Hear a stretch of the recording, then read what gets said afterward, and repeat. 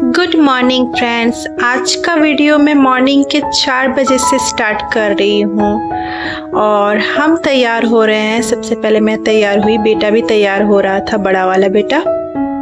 और उसके तैयार होने के बाद में हस्बैंड भी तैयार ही हो रहे थे, वीडियो बनाने के लिए मना कर रहे थे और छोटा वाला बेटा सो रहा था। तैयार होने के बाद मैंने चाय बनाई थी। सब चाय पीने के बाद हम घर से 6 बजे के करीब निकले और हम जा रहे हैं राधा रानी के दर्शन करने के लिए। मेरी दोनों मम्मियाँ और पापा आए हुए हैं, तो उन्हीं के साथ हम दर्शन करने के लिए जा रहे हैं। हम जा रहे हैं बरसाना और नंदगांव। नंदगांव में है श्री कृष्ण का घर और बरसाना में है श्री जी का घर। ये मथुरा का जय गुरुदेव टेम्पल है।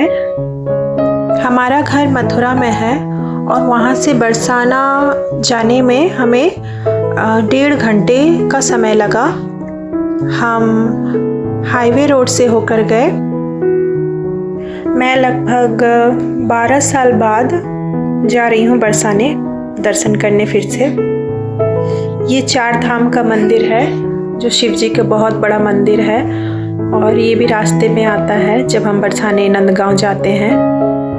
ज़्यादातर यही बात प्रचलित है कि राधा जो थी वो बरसाने की थी। लोगों का भी मानना है कि राधा रानी का जन्म बरसाने में हुआ था, लेकिन ये हकीकत नहीं है। वास्तव में उनका जन्म रावल गांव में हुआ था। रावल गांव गोकुल के पास एक छोटा सा गांव है और रावल गांव में हुआ था राधा का जन्म। पर इसका ये मतलब नहीं है कि बरसाना से उनका कोई कनेक्शन नहीं था।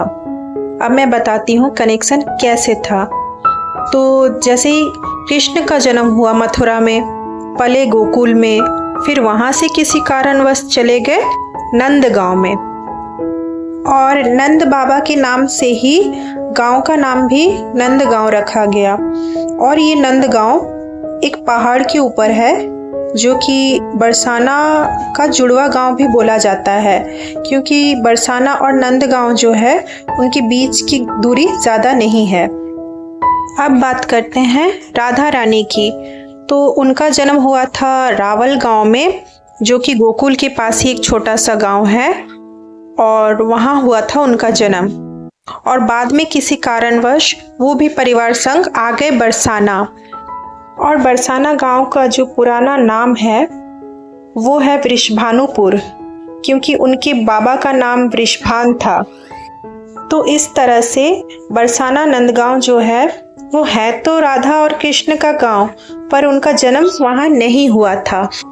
दोनों ही गांव 2 पहाड़ पे हैं और बहुत ही प्राचीन मंदिर, लगभग 300 या 350 साल पुरानी मंदिर बनी हुई है यहाँ। अब गोकुल या रावल गांव से बरसाना और नंदगांव की मैं दूरी की बात करूं तो लगभग 50 या 55 किलोमीटर होगा। मान लीजिए कि 1.5 घंटे का सफ़र होगा। अब हम पहुंच चुके थे कीर्ति मंदिर। मॉर्निंग का टाइम था तो कीर्ति मंदिर खुल चुका था, तो हम पहले कीर्ति मंदिर के ही दर्शन करने गए। ये मंदिर भी बरसाने में है। अब हम एंट्री कर चुके थे बरसाना गांव से पहले। ये मेन गेट है, लेकिन हम इस रास्ते से ना होके दूसरे रास्ते से गए थे। दूसरे रास्ते से जाने का हमारा रीज़न ये था कि हम रोपवे से जाने वाले थे, क्योंकि हमारी यही प्लानिंग थी कि हम रोपवे से होकर जाएं। क्योंकि अगर हम गांव से होकर जाते हैं तो बरसाना जो मंदिर है वो पहाड़ के ऊपर है और हमें 350 सीढ़ियाँ चढ़नी होती। जब हम टिकट काउंटर में पहुंचे तो हमने देखा कि काउंटर मैन नशे में धुत हो रहा है, तो हमारे पास कोई ऑप्शन नहीं बचा था क्योंकि कब वो जगे, तो हमने सीढ़ियों का ही सहारा लिया। ये लगभग शायद 80 या 100 के समथिंग सीढ़ियाँ होंगी जो हम साथ मिलकर एंजॉय करते करते चढ़ ली थी आराम से। ऊपर मंदिर तक हम पहुंच चुके थे और ये साइड में एक छोटा सा मंदिर था और इसमें कामधेनु गाय लिखा हुआ था। हमने यहाँ से फूल और प्रसाद ले लिया था। अब बारी थी दर्शन के लिए, तो हम लाइन में लगे। इन 12 साल में बरसाने में क्या क्या बदलाव आया, अब मैं आपको ये बताती हूँ कि रोड बहुत अच्छे स्तर पे बन चुके थे। मंदिर का भी बहुत अच्छा तरीके से ख्याल रखा गया है जो इनके ट्रस्ट हैं। 350 सीढ़ियाँ ना चढ़नी पड़े तो इसलिए रोपवे की सुविधा दी गई है और पानी की भी व्यवस्था है ऊपर, और आसपास कुछ नाश्ते वगैरह की भी व्यवस्था की गई है। गांव वही है। अब बारी आ चुकी थी राधा रानी के दर्शन करने के लिए। तो 8 बजे का समय था राधा रानी का पट खुलने का, और हम पहुंच चुके थे 8 बजे से पहले ही, क्योंकि हम समय से पहले ही घर से निकल चुके थे ताकि दर्शन पहले ही हो जाए। और जितनी लेट दर्शन करते गर्मी उतनी बढ़ती जा रही थी। मेरे पापा और बड़ी मम्मी वो भी पहली बार दर्शन करने के लिए आए थे राधा रानी के, क्योंकि मेरी छोटी मम्मी जो है वो देख चुकी थी 12 साल पहले। जिस दिन हम मंदिर में गए थे उस दिन पूर्णिमा का दिन था और बहुत ही अच्छी सजावट कर रखी थी ट्रस्ट वालों ने ऊपर मंदिर में। तो फ्रेंड्स, आप लोग ये समझ चुके होंगे कि बरसाना और नंदगांव क्यों फेमस है, क्योंकि कृष्ण और राधा दोनों की फैमिली बहुत पहले से ही यहाँ शिफ्ट हो चुकी थी और दोनों ही गांव ब्रज का ही एक हिस्सा है। थोड़ा सा इंतजार तो हमें करना पड़ा राधा रानी के दर्शन करने के लिए, और जब पट खुलने की बारी आई तो सब हाथ ऊपर करके जोर जोर से जयकारा लगा रहे थे। दर्शन के बाद हम जब मंदिर से नीचे आए तो हमें एक औरत मिली जिन्होंने हमसे पूछा कि आपने चरणामृत ले लिया है क्या। हमने मना कर दिया कि हमें नहीं मिला, तो उन्होंने हमें चरणामृत अपनी घंटी में से थोड़ी थोड़ी सबको दे दी। फिर यहाँ से हम बरसाना गांव का नज़ारा देख रहे थे। यहाँ ऊपर से बरसाना गांव पूरा दिखता है और बहुत ही सुंदर दिखता है पूरा गांव यहाँ से। दर्शन करने के बाद हम थोड़ी देर वहाँ रुके ऊपर, और उसके बाद हम नीचे आ गए। ब्रेकफास्ट तो हम घर से करके नहीं गए थे, तो ब्रेकफास्ट के लिए हम एक जगह पे रुके क्योंकि दर्शन तो हो चुके थे। फिर हम बच्चे भी थे और सबको भूख लग रही थी, तो हमने ब्रेकफास्ट करने की सोची। यहाँ का खाना बहुत ही अच्छा था और खाना खाने के बाद हम नंदगांव पहुँचे। धूप बहुत हो रही थी क्योंकि गर्मी का दिन है। मंदिर के अंदर का वीडियो मैं नहीं बनाई थी क्योंकि बंदर बहुत ज़्यादा थे, तो मैंने मोबाइल अपना गाड़ी में ही रखा था। और फिर हम मंदिर में गए, दर्शन करके आ गए। श्रेष्ठ को देख के आप सब भी यही सोच रहे होंगे ना कि श्रेष्ठ के बाल कहाँ से आ गए। तो मैं आपको बता दूं कि ये वीडियो तब का है जब श्रेष्ठ का मुंडन नहीं हुआ था। मुंडन से 5 दिन पहले का ये वीडियो है। तो गाइस, बरसाना और नंदगांव हमने दर्शन कर चुके। अब बारी है यहाँ से निकलने की। तो हम निकले वहाँ से और सीधे पहुँच गए हम चंद्रोदय मंदिर।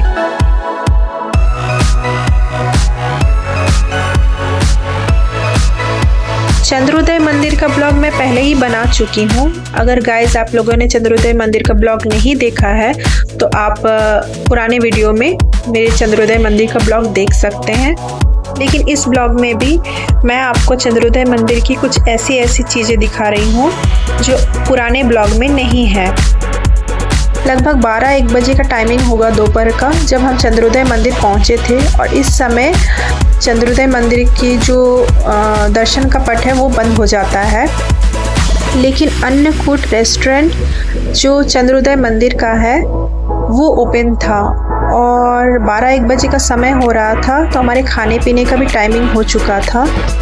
तो हम यहाँ से होते हुए रेस्टोरेंट पहुँचे।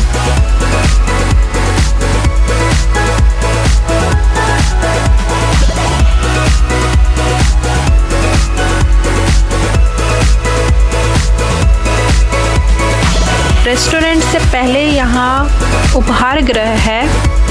ये सब चीज़ें मैंने अपनी पिछली ब्लॉग जो चंद्रोदय मंदिर का बनाया था उसमें नहीं है, ये सब मैं न्यू दे रही हूँ इस ब्लॉग में।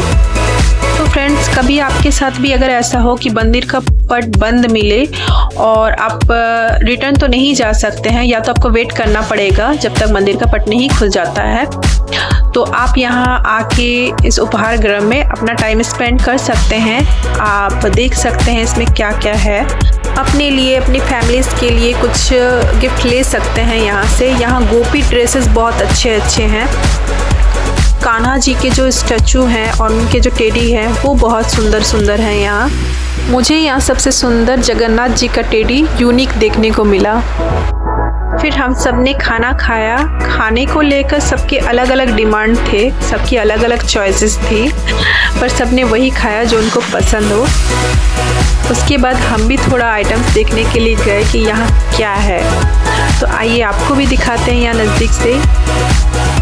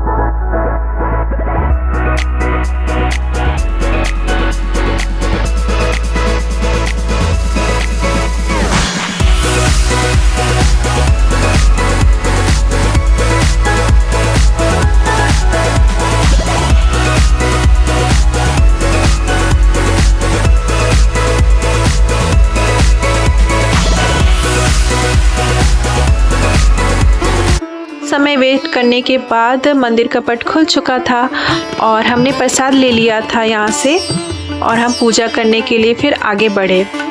जो लोग प्रसाद का चढ़ावा चढ़ा रहे थे उनकी लाइन अलग थी, और जो लोग केवल सिर्फ दर्शन करने के लिए गए थे उनकी लाइन अलग थी। यहाँ उस दिन की सबसे ख़ास बात मैं आपको बता दूँ कि जो मंदिर की मूर्ति है उसके सामने जो ये हरे रंग की सजावट है, ये रियल मैंगो है।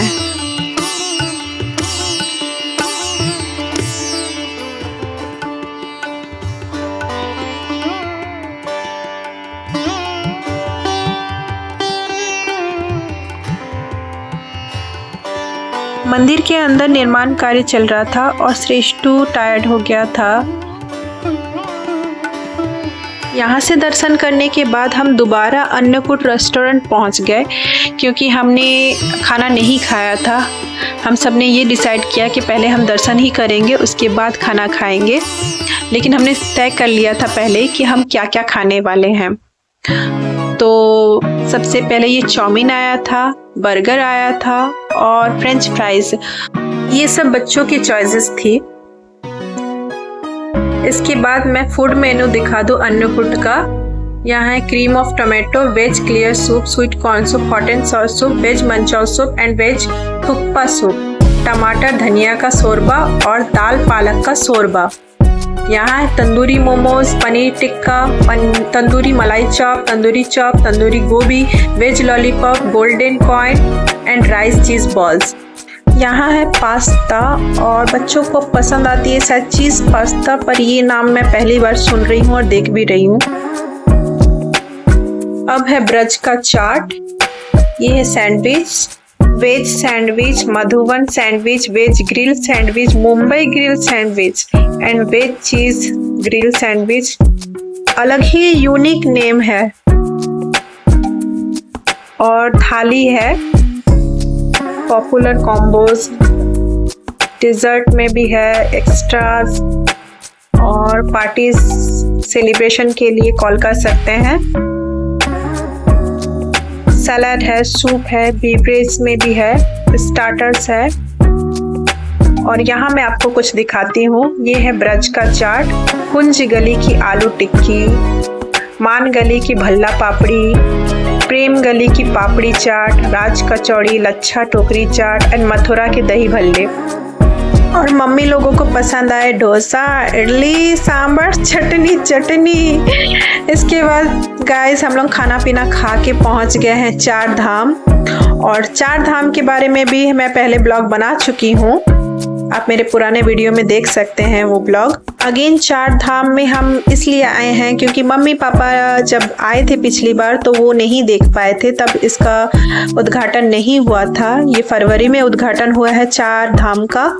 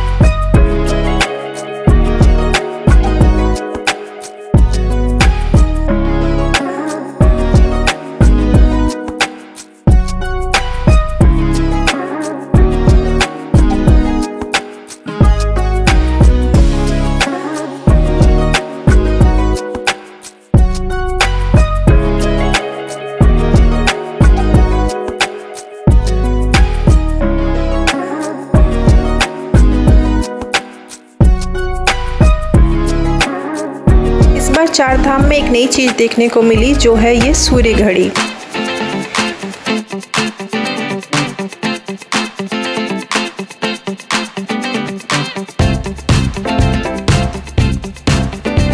अब शाम हो चुका था और हमारा सफ़र भी ख़त्म हो चुका था। आज का दिन हमारा बहुत ही अच्छा बीता। अब आप लोगों ने मेरा ब्लॉग तो देख लिया, लेकिन आपसे एक छोटी सी रिक्वेस्ट है कि मेरे ब्लॉग को ज़रूर सब्सक्राइब करें अगर आप नए हैं तो मेरे ब्लॉग में, और लाइक कमेंट शेयर ज़रूर करें।